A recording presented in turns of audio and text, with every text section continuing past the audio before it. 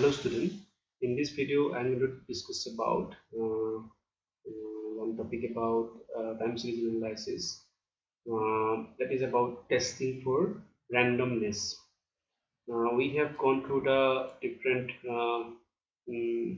forecasting models, also time series analysis also. So all forecasting models have a generated form equation is, you can see here also, which is yt equal to fitted value plus residuals. The fitted value in this equation is the part of calculated from the past data and any other variable or available information such as the season of the year, and is used as a forecast for y. The residual is the forecast error.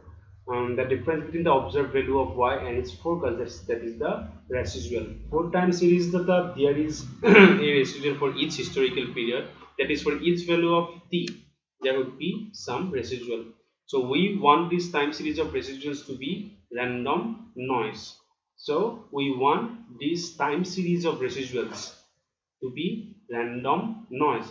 As discussed in previously in this book, also you can find in that section that the reason is that if this series of residual is not noise, it can be modeled further. So that is the point. The residual you are putting, if it is not random, then you can understand that there is pattern. If there is pattern, you can model it. So that is why you need to find out a way to confirm that whether the residual is random or not. For example, if the residual trends upwardly, the forecasting model can be modified to include this trend component in the fitted value. The point is that the fitted value should include all components of original series that can possibly be forecast, and the leftover residual should be unpredictable noise. Unpredictable means random noise. So we now discuss ways to determine whether a time series residual is random noise or not. So the simplest method, but not always a reliable one, is to examine time series graphs of residual visually. So non-random patterns are sometimes easy to detect. For example, the time series graphs in figure will go through the graphs. Where observation in certain months are considered. Here you can see this is one pattern. This is time series plot of series where this is the observation number, a series with the trend. In case of this one, a series with increasing variance through time. So the variance is increasing through time. But this third one, this is a series with seasonality, and fourth one, that is series that meanders. Okay, and fifth one, that is a series that oscillates frequently. So if you go to the context here, that 12.7, there is an upward trend. The variance increases through time for the second one. For third one, it exhibits a seasonality where observation in certain months are constantly larger than those in other months. There is a meandering pattern in figure 12.10 where large observations tend to be followed by other large observations, and small observations tend to be followed by other small observations. And 12.11 illustrates the opposite behavior where too many zigzags, large observations tend to follow small observations, like that. There is no specific property, so it's like series that oscillates frequently. Is not the first test is run test. It is not always easy to detect randomness or the lack of it from the visual inspection of a graph. Therefore, we discuss the quantitative method that test for randomness. The first is called the run test. You first choose a base value, which could be average value of this series, the median value, or even some other value. Then run it defined as a consecutive series of observations that remain on one side of this base level. For example, if the base level is 0, the series is 1, 5, 3, minus 3, minus 2, minus 4, minus 1, plus 3, plus 2 are, there are 3 runs. So one is 1, 5, 3, that is one run, minus 3, minus 2, minus 4, then minus 1 is second run, then third is 3, 2.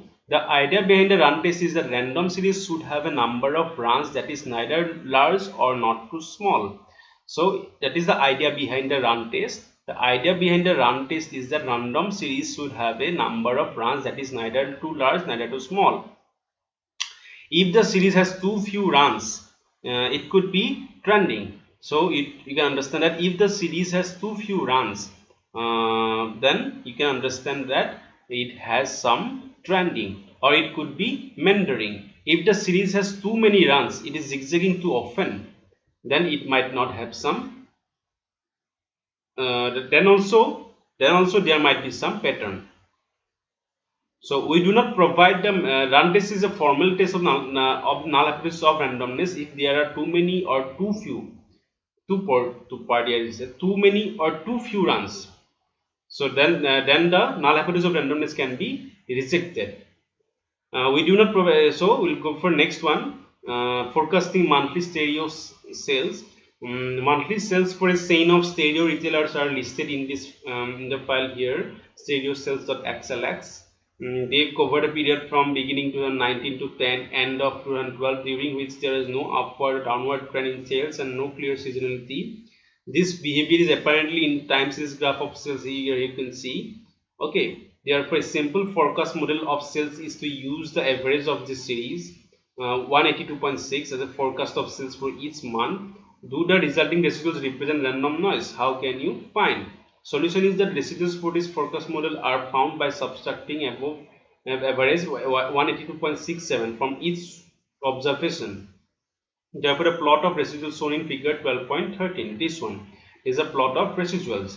So here you can see that only difference is that it is shifted down by 182.67 and has mean 0.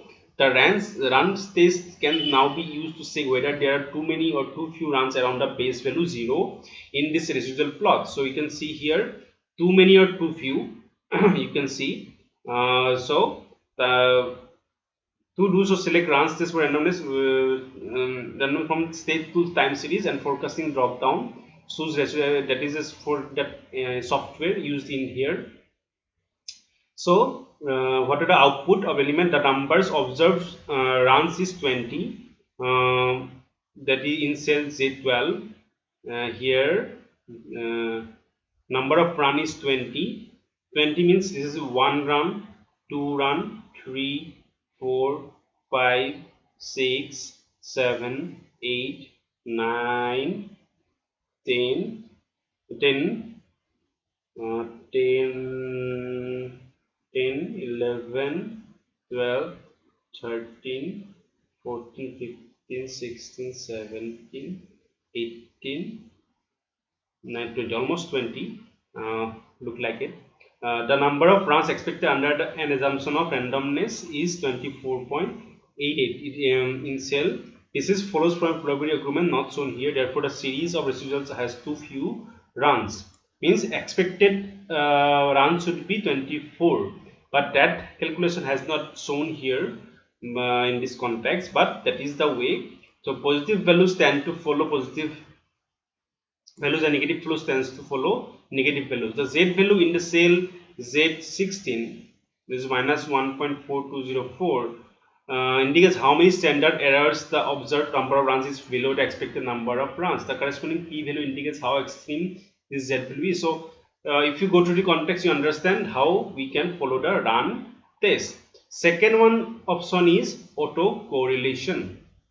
So autocorrelation is a type of correlation used to measure whether values of a time series are related to their own past values. So we discuss another way to check for randomness of a time series of residuals. We examine the autocorrelations of the residuals. The auto means that successive observations are correlated with one another. For example, in the most common form of autocorrelation is positive autocorrelation. So large observations tend to follow large observation, and small observations tend to follow small observations. That is most common thing in case of positive autocorrelation. So in this case, the runs test is likely to pick up because there will be fewer runs than expected. Another way to check for the same non-randomness is to calculate the autocorrelation of the time series. So understand the autocorrelation, it is first necessary to understand what it means to lag a time series. The concept is easy to illustrate in a spreadsheet. We again use the monthly stereo same data to lag by 1 month. You simply push down the series by 1 row, so that is lag 1, lagging 1 month. You can continue to push the series one row at a time to obtain other legs also. Suppose you want to go for leg 3, then you need to push the data. Here you can see this is the residuals. Then you can push the data by one cell or two cell or three cell. In that way you can create the lagging variables. So after that, then the autocorrelation of lag k for any integer k is essentially the correlation between the original series and the k version of the series. For example, figure 12. Here you can see, okay, uh, lag 1 autocorrelation is the correlation between the observation column C and D. Similarly, the lag 2 autocorrelation is the correlation between the observation in column C and E. So here you can see this is the autocorrelations value table. So if we go for lag 1, it will give this much of autocorrelation. Means actually we are correlation. We are trying to find correlation among the same in the same time series. That is why this is autocorrelation. You can find, because if you have to find the correlation between these two or these two or these two. so so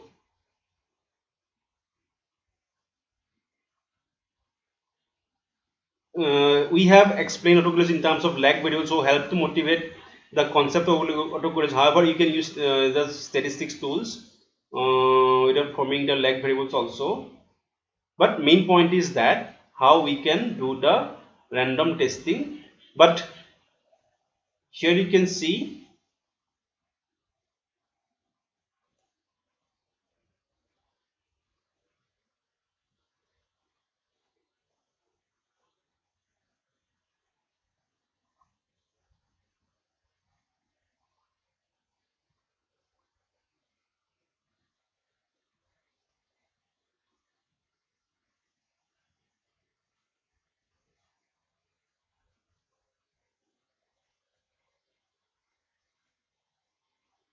so you can see here, if the correlation is higher, then these residuals have some trend with other residuals. If that autocorrelation value or correlation between two lag values, with any lag values with the original residual values is less, means there is no correlation among them, then we can say those are random. But if it has some correlation, then we can say those variables or the original residual and with the lagged residual have some relation or correlation, then we can say that those are not random at all. So that's it about the randomness test. Try to go through the context again in this book. Try to go through the literatures also available in the research field. Try to understand what is randomness in case of residual, and why we need to find out the pattern or the randomness in case of residuals, and how it will help us in finding more accurate forecast value. So that's it for today. If you find any confusion, or if you want to add something more, or if you want to if you have some other more doubts also, please let me know. We'll try to resolve those things over Google Meet. Thank you.